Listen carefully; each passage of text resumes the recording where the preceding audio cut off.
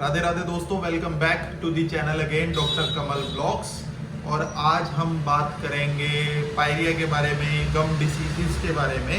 ज़्यादातर mainly focus जो रहेगा वीडियो में पायरिया के ऊपर रहेगा और उसका क्या ट्रीटमेंट है।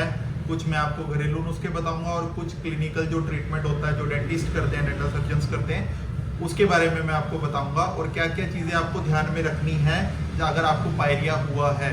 तो यही इस वीडियो में, आज की वीडियो में डिस्कस होगा। तो वीडियो में लास्ट तक बने रहें। जिन्होंने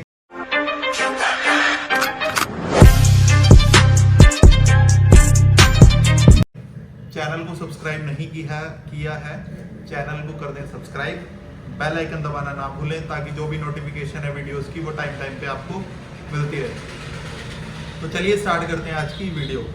देखो, पायरिया क्या होता है? एक तरह से हमारा पेरिडोंटल डिसीज होती है, ठीक है, जिसको पेरियो, एक तरह से डिपार्टमेंट है इनके अलग अलग, उस पेरियो में ये आती है पायरिया, ठीक है। इसमें जनरली क्या होता है, हमारा एक तरह से पेरियोडोंशियम जो होता है वो अफेक्ट होता है। पेरियोडोंशियम में हमारा पूरा आ जाता है एल्वियोलर बोन, जिंजिवा हमारा, ठीक है, गम टिश्यू, टोटली मतलब सारा चीज आ जाता है जो हमारे दांत को पकड़ के रखता है एक तरह से, ठीक है। अगर हमें पायरिया की प्रॉब्लम है तो उसमें क्या है, अगर सीवियर पायरिया है तो हमारे जो दांत है वो इसीलिए मोबाइल हो जाते हैं, हिलने लग जाते हैं, ठीक है। तो ऐसे रहता है। इसमें आप क्या चीज़ें ध्यान में रखें अगर आपको पायरिया है। देखो, सबसे पहले तो आपको ब्लीडिंग गम्स होगा, ठीक है। सबसे पहले ब्लीडिंग गम्स होगा, मुंह से स्मेल आएगी, दांत आपके मोबाइल हो जाएंगे, ठीक है। तो आपको सबसे पहले घरेलू नुस्खों की तरफ नहीं जाना, वो आपके सेकेंडरी है। सबसे पहले आपको डायग्नोस कराना है कि आपको पायरिया है या नहीं है, ठीक है। आप डेंटिस्ट के पास जाएं और आप उसको डायग्नोस कराएं कि आपको दिक्कत क्या आ रही है, ठीक है, आपके दांत क्यों हिल रहे हैं। तो सबसे पहले वो आपको स्केलिंग का एक तरह से सलाह देगा। स्केलिंग आपको पता है, अल्ट्रासोनिक एक स्केलर होता है जिससे कि दांत की सफाई की जाती है, ठीक है। उसमें से पानी निकलता है, कोई सर्जिकल प्रोसीजर नहीं होता। स्केलिंग, कई पेशेंट्स डर जाते हैं कि स्केलिंग करनी है, दांतों में ठंडा गर्म लगेगा, तो ऐसा कुछ नहीं होता। स्केलिंग एक तरह से आप जैसे गाड़ी वॉश करते हो ना, तेज एक तरह से जो वाटर का प्रेशर है, उसी तरह से एक तरह से स्केलर होता है जो कि हमारे तेज प्रेशर से हमारा जो भी कैलकुलस है उसको रिमूव करता है, ठीक है, ठीक है। अब कैलकुलस जिनको नहीं पता वो मैं बता दूं, तो धीरे धीरे जैसे जैसे एक पर्टिकुलर लोकेशन पे मुंह के अंदर हमारा खाना फंसा रह जाता है, तो खाना फंसा रह जाता है तो हम प्रॉपर ओरल हाइजीन मेंटेन नहीं रख रहे, उस खाने को नहीं निकाल रहे, मतलब कि प्रॉपर ब्रशिंग नहीं कर रहे, प्रॉपर ब्रशिंग टेक्निक से ब्रशिंग नहीं कर रहे, तो वो खाना फंसा रह जाता है, तो वो प्लाक की फॉर्म में बन जाता है, ठीक है। तो प्लाक में जब एक तरह से डिपॉजिट बढ़ता जाता है, कैल्शियम डिपॉजिट होता रहता है, तो वो एक तरह से कैलकुलस बन जाता है, एक तरह से हार्ड परत जिसको बोलते हैं, जैसे कली होती है ना, ऐसी इस तरह से कैल्शियम डिपॉजिट हो जाता है, तो उसको कैलकुलस बोलते हैं। तो उस कैलकुलस जब वो जमा रह जाता है काफ़ी लंबे टाइम तक, तो उस पर्टिकुलर लोकेशन पे पस या एब्सेस फॉर्मेशन हो जाती है, ठीक है। तो इसीलिए पेशेंट कहते हैं ना ब्लीडिंग होती है। ब्लीडिंग इसलिए होती है क्योंकि वो एक तरह से बैड बैक्टीरिया लॉजमेंट हो जाती है वहाँ पे, ठीक है। जब हम स्केलिंग करते हैं तो ब्लीडिंग होती है क्योंकि वहाँ पे पस या एब्सेस है, जितना भी एक तरह से बैड टिश्यू है वो रिमूव होता है, वो निकलता है। तो वो जब जगह छोड़ता है प्लाक और कैलकुलस अपनी, तो वो वहाँ से गम टिश्यू में से थोड़ी सी ब्लीडिंग होती है। तो इसलिए स्केलिंग के दौरान कुछ ना कुछ ब्लीडिंग होती ही है पेशेंट को, ठीक है। तो ये तो रहा आपका, जैसे ही आप डेंटिस्ट के पास जाओगे तो आपका फर्स्ट जो होता है स्केलिंग, तो वो करते हैं, ठीक है। सेकंड चीज़ आप क्या करें कि ओरल हाइजीन मेंटेन रखें। अब ओरल हाइजीन में मैं आपको क्या बताऊं, गुटखा, पान, तंबाकू, सिगरेट्स और ये चीज़ें जो हैं ये आपको छोड़नी पड़ेंगी। ये नहीं है कि आप क्लिनिकल ट्रीटमेंट भी ले रहे हो और बैड हैबिट्स भी आपको ले रहे हो, इन चीज़ों को आपको छोड़ना पड़ेगा, ठीक है। तो जितनी भी बैड हैबिट्स हैं उनको रिमूव करें, तभी आपका एक तरह से पायरिया में ट्रीटमेंट, आप बोलते हैं ना पेशेंट्स कि पायरिया तो ट्रीट ही नहीं हो सकता। देखो, ट्रीटमेंट होगा लेकिन आपको उसमें एक तरह से पूरा, कहते हैं ना, सहयोग करना पड़ेगा अपने डेंटिस्ट का, तभी आपको एक तरह से पायरिया से आप बच सकते हो, ठीक है।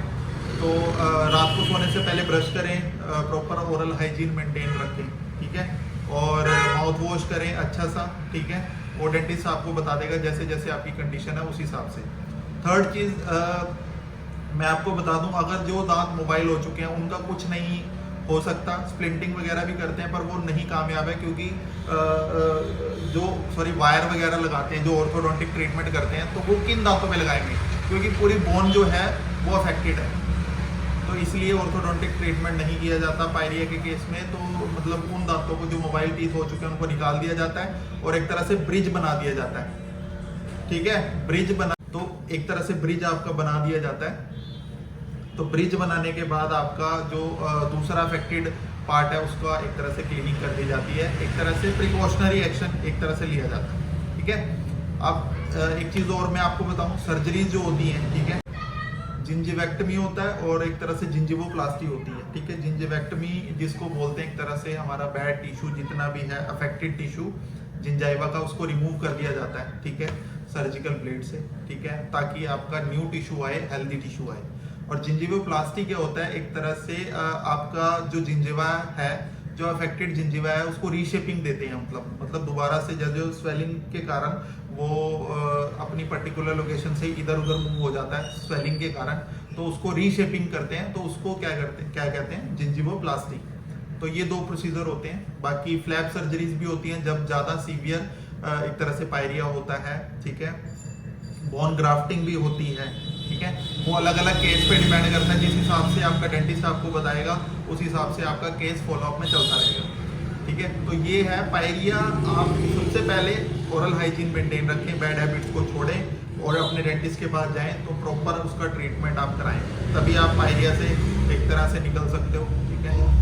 तो यही था इस वीडियो में। ज़्यादा से ज़्यादा वीडियो को शेयर करें और जो घरेलू नुस्खे मैं आपको बताता हूँ वो आप करें, बट उस पायरिया के केस में ज़्यादा मत करें, क्योंकि आप अगर फिंगर से उसको टच करोगे अफेक्टेड पार्ट को तो वहाँ से ब्लीडिंग होने के चांसेस ज़्यादा रहते हैं। तो आप उसमें क्या घरेलू नुस्खे कर लोगे, ठीक है।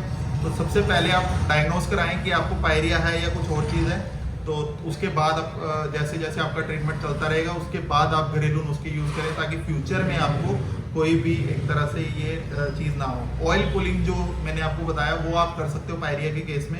ऑयल पुलिंग वही जो नारियल का तेल आप मुंह में रख के और उसको एक तरह से कुल्ला करके और स्पिट करोगे तो उससे काफ़ी आपको रिलीफ मिलेगा, स्वेलिंग भी कम होती है, ठीक है। एक चीज़ मैं आपको और बता दूं, जैसे जैसे हम स्केलिंग करेंगे और रूट प्लानिंग करेंगे या फिर डीब्राइडमेंट जिसको बोलते हैं कि एक तरह से जितना भी हमारा बैड बैक्टीरिया है उसको रिमूव करेंगे जहाँ पे भी अफेक्टेड एरिया वहाँ से, तो उसके बाद जब सीवियरिटी पायरिया की नहीं ठीक होती, मतलब बढ़ता जाता है, तो उसके बाद जो सर्जिकल प्रोसीजर होते हैं उसमें सबसे पहले तो आपको पता है कि एक तरह से जिंजिवेक्टोमी और जिंजिवोप्लास्टी मैंने आपको बता दिया। फ्लैप सर्जरी होती है। फ्लैप सर्जरीज में क्या करते हैं, हमारा जो पॉकेट है उसको रिड्यूस करते हैं। पॉकेट मैं आपको बता दूं जिनको नहीं पता, पॉकेट क्या होती है, जहाँ पे बैक्टीरिया हमारा ग्रो करता है उस पॉकेट को रिड्यूस करते हैं, सफाई करते हैं, ताकि हमारा एक तरह से हेल्दी टिश्यू आ सके। ये तो होता है फ्लैप सर्जरी में।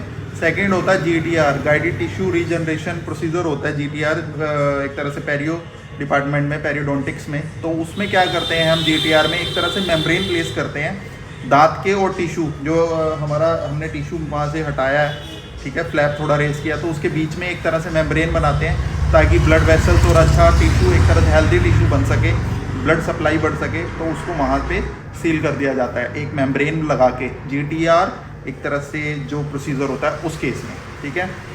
अब बोन ग्राफ्ट है, बोन ग्राफ्ट में जिनकी एल्वियोलर बोन काफ़ी ज़्यादा अफेक्टेड हो जाती है तो उस केस में बोन ग्राफ्ट लगा दिए जाते हैं। तो इस हिसाब से हमारी सर्जरीज रहती हैं। तो एंटीबायोटिक्स हमारी चलती रहती हैं जैसे जैसे सर्जरी होती रहती हैं, तो उस चीज़ का आप एक तरह से जैसे सर्जिकल मैनेजमेंट चलता है साथ साथ मेडिकल मैनेजमेंट भी चलता रहता है, ठीक है। तो यही था इस केस में। तो जो यमुनानगर के लोकलाइट्स हैं, श्री श्याम डेंटल क्लिनिक है हमारा ससोली रोड पे नियर गवर्नमेंट स्कूल, आप आ सकते हैं। और ज़्यादा से ज़्यादा वीडियो को शेयर करें अपने दोस्तों के साथ, अपने फ्रेंड्स के साथ। जल्दी ही आपसे मिलते हैं नई वीडियो में नए टॉपिक के साथ। Thank you so much. Radhe Radhe.